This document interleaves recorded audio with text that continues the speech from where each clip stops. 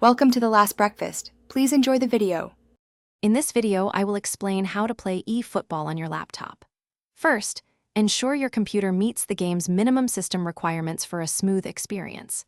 You will need a 64-bit operating system, at least 8 GB of RAM, and a processor equivalent to an Intel Core i5 or AMD Ryzen 3.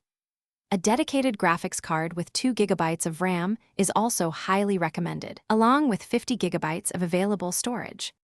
Once your laptop is ready, the next step is to install the game. You can download eFootball for free from popular digital game stores like Steam. Simply search for eFootball, click Install, and follow the prompts. The download size is typically around 40 to 50 GB, so a fast and stable internet connection is crucial. After the download, the installation wizard will guide you through the final setup steps. For the best experience, we highly recommend using a game controller. Connect your Xbox, PlayStation, or other compatible gamepad to your laptop via USB or Bluetooth.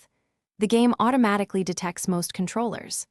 The left analog stick controls player movement, while the right stick adjusts the camera. Practice basic actions like passing with the A or X button, shooting with B or circle, and tackling with X or square in the training mode. To ensure smooth gameplay, optimize your graphics settings. If you experience lag, lower the resolution or texture quality. Close any unnecessary background applications to free up your laptop's processing power and RAM. Spend time in the training mode to master controls, practice set pieces, and experiment with different tactics. Consistent practice, even for 15 minutes daily, significantly improves your in-game performance and enjoyment.